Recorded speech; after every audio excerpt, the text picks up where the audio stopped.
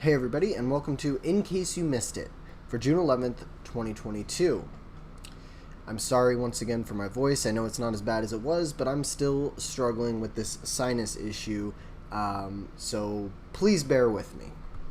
We start off with the gun bill that's currently in Congress, working on its way through. It's got 10 Democrats and 10 Republicans behind it, and conservative, quote-unquote, talk show host Ari Hoffman was told either by his quickly dissipating viewership or his receding hairline that he needed to tell other conservatives, hey guys, we should be in favor of this.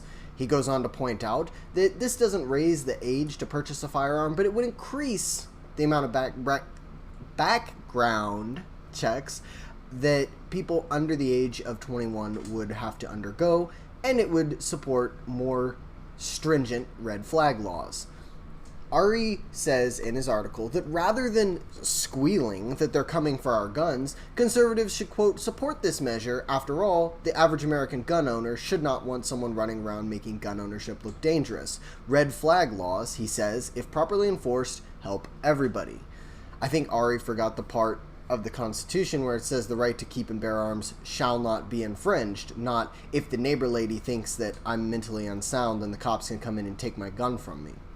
And now we go to the kangaroo court. That is the January 6th committee's investigation hearings. The AP reports that they have found enough evidence uncovered to indict Donald Trump. The only problem with this is as soon as you read any further than the headline of their article, it says they've uncovered enough evidence for the Justice Department to consider and make their decision whether or not they will indict Trump. This is an obvious smear against Trump because everyone knows that Trump is going to run again in 2024, and everyone knows that he most likely will win. This entire issue is just an attempt by Liz Cheney and her allies in the Republican Party to distance themselves from Trump, and it's a desperate attempt by the Democrats to demonize Trump once again. The thing about this that people aren't realizing is that they have already said everything about Trump. They have literally compared him to Hitler. They can't make it worse. I've also noticed that with this whole, all these hearings that are going on, they've once again changed their tune. It's no longer the Capitol insurrection, which it was, for the past year and a half. It has now once again become the siege of the American Capitol. This is, again, a manipulation in terms just to try to make things look a different way than they actually were. Adam Schiff, of course, thinks that there is enough evidence for this, but even the AP can't make him say anything as definitive as the headline to their hit piece. For example, in their article itself, he says, once the evidence is accumulated by the Justice Department, it needs to make a decision about whether it can prove to a jury beyond a reasonable doubt that the president's guilt, beyond a reasonable doubt, the president's guilt or anyone else's, Schiff said. But they need to be investigated if there's credible evidence, and I think there is. This is a far cry from saying there's enough evidence to indict Trump, so I don't know what the AP's game was unless it was, oh wait, no, I do know what the AP's game was. The AP's game is to smear Donald Trump once again, just as I said before. And they're also doing a bang-up job of going after anyone he endorses. The tensions around the upcoming Roe v. Wade ruling have escalated this week as an armed man was arrested very close to Brett Kavanaugh's house. He admitted to police that the Roe v. Wade case had motivated him to show up there with a gun and a knife. The Senate and the House responded by trying to push more measures for safety and security of the Supreme Court justices, but the security measure was blocked.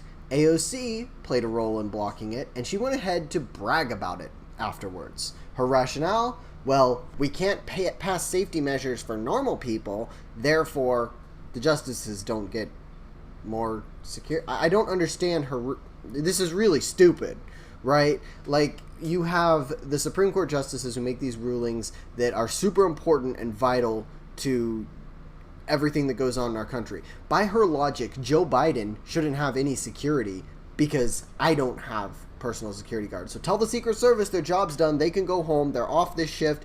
It's Biden by himself. Well, he'll get lost. So maybe we need a caregiver of some kind. The point is, this is really stupid, especially with this Roe versus Wade thing coming on. This is extremely political, and what it feels like to me, and I'm not accusing anybody of anything, but what it feels like to me is that the left is perfectly happy for the Supreme Court justices to be bullied, intimidated, threatened, and perhaps even killed, which might well have been the outcome if this guy had made it to Brett Kavanaugh's house, as long as Roe versus Wade is not overturned. That is what it seems like to me. That is nothing but an opinion. I'm not accusing anybody of anything, but that's what it feels like. With all of the craziness surrounding Pride this year, it's not really a surprise that people are getting sick of it. And that was made abundantly clear when 31 people, armed, were arrested near a Pride parade in Coeur d'Alene, Idaho, for conspiracy to riot. Now, CNN reports 31 people with ties to white nationalist group were arrested. And of course, I can hear you asking yourself, what were these ties to the white nationalist group, and what white nationalist group was it? Well, it was Patriot Front, that I'm not super familiar with, but I know that they have a pretty bad reputation. Not many people like them. They may very well be white nationalists, but the ties were simply this. CNN decided that these people dressed in a way that was similar to the way the Patriot Front people dressed before. No, I'm not kidding. That was their logic. So, these people were arrested, and I just can't help but wonder, even if these people were white nationalists, let's assume they are. Let's say that they're outright neo-Nazis. But if the police had been willing to make this kind of arrest last summer and the summer before, we probably would have a little bit less of a political divide right about now. The Summer of Love could have been prevented. And I'm saying that with a lot of bitterness, because my home city, Seattle, the Emerald City, the beautiful gem of the Northwest, was destroyed by people who just wanted to riot and burn and loot. So if a little bit more of this enthusiasm could be had when there's the BLM rioters, I would be very appreciative. Switching gears, gas set a new record this morning. That's right, it hit $5.01 per gallon. That's after setting a record at $5 per gallon yesterday. That's a national average, of course, and I just want to take a second to remind you that in April of 2020, gas was $1.80. Okay, $1.80. It was in my town where I was in Missouri at the time. It was $1.89. That was the gas price, right? And so I just want to take a quick second to say, this is horrible, everyone hates this, and let's go Brandon. And, oh yes, I could not let you forget about monkeypox. Yes, everybody's talking about monkeypox again. They're saying outbreak preparedness is a must, and apparently the outbreak was going along way before we heard about it. So apparently it's now becoming endemic to rodents and other small animals in the U.S. And apparently that means we're just going to see it around forever, and there's going to be monkeypox all the time, and we're going to have to get vaccines, and it's going to be a whole ordeal. But have no fear, the CDC has assured us that this is not something that will ever be transmitted through the air, despite the fact that Britain includes it on the list of deadly diseases that can be transmitted through air, and the admission that, oh yes, droplets can transmit monkeypox. It won't hang in the air like an aerosol cloud, but droplets, yes.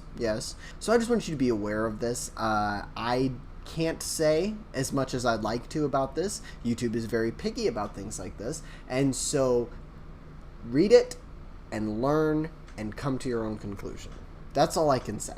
Moving on to Pride news, there was a drag queen show in Dallas that sparked a lot of outrage because it was called a family-friendly event, and parents brought their children to come watch the drag queens dance and gyrate and do their thing. And by the way, there was a sign hanging up, a neon, that said, "It's not gonna lick itself." Not surprisingly, people in the area did not take kindly to this, and there were protesters outside holding signs that said, "Don't groom the kids," or "Please stop grooming the kids." Now, the LGBTQIAPP+++ community did not take kindly to this. They were very displeased and decided to go back and tell everyone how evil and horrible and wicked they are. You can find millions of videos about it on YouTube. Just go look.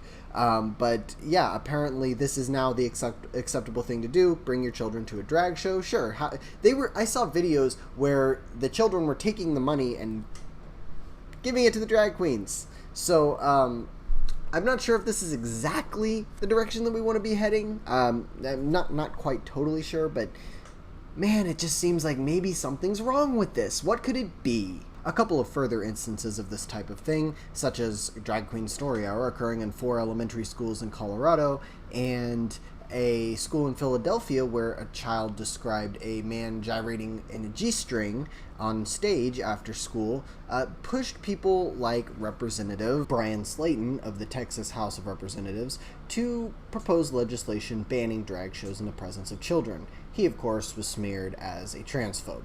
And finishing up this final story, I left it until last because I knew it was going to piss me off and I didn't want to be swearing through the whole video. So I'm going to set this up for you. It is from the UK, and I'm just going to read what is going on. This is an article from the Mirror. Props to the Mirror. This was a very well done case here. Even communists are right sometimes. The story reads, "Victims furious as police forces let off 870 sex offenders after they say sorry. Police are letting off sex offenders if they say sorry. Some 870, including 5 child rape cases, have been dealt with by community resolution in just 2 years. Perverts have to admit their guilt and apologize, but escape punishment and do not even get a criminal record. Victims are asked for their opinion, but the official guidance says that their view is not definitive. Police forces are supposed to use community resolution only to wind up low-level crimes like shoplifting. But police vary widely from county to county, and some use it to settle rape, flashing, and child grooming cases." I'm sorry, what? You're telling me that 5 child rape cases and 870 cases of sex offense are being dealt with? This isn't even really, what are they calling it, community resolution, because that's supposed to be one person says, okay, how can we fix this? I'm sorry. The other person says that's okay, and that's it. They just move on. They just said the victims are asked for their opinion, but official guidance says the view is not definitive. That means that it doesn't matter if the person accepts the apology or not. Now, that shouldn't matter anyway, especially in the case of child rape, but it's just flabbergasting to me that this is acceptable in anywhere in the world. Like, this is Britain. This is like supposed to be the closest thing to America, right? And this is absolutely freaking lunacy. I'm so angry. Like, I can't wrap my head around this. I don't understand. Help me understand, guys. Seriously, help me understand. I don't get it. I don't understand how this can possibly be a thing. 870. Everybody who lives in the UK, every one of you should be protesting this. You should be out in the streets. You should be at every police office in your country. You should be banging on the doors. You should be holding up signs. You should be yelling and screaming and shouting and just furious about this. It blows my mind that this is happening at all. How have you let your country get to a point where this can happen? This is evil. This is pure evil. This is someone who clearly cares. The reason they do this, by the way, and I can give you a little bit of insight onto this. There's grooming gangs that are made up pretty much entirely of Middle Eastern people that do this, and because their spot on the progressive stack is, beneath the white child that was groomed, raped, or whatever else, that person gets deference. That's what's happening. That's what's happening here. Like, I'm sorry, not okay. This is where progressive politics leads. You can follow me on Twitter at SeattleiteJ. Like, comment, subscribe, share. Please hit the bell if you do subscribe, because that helps to get notifications when I post new videos. Let me know what you think in the comments, and I'll see you next time.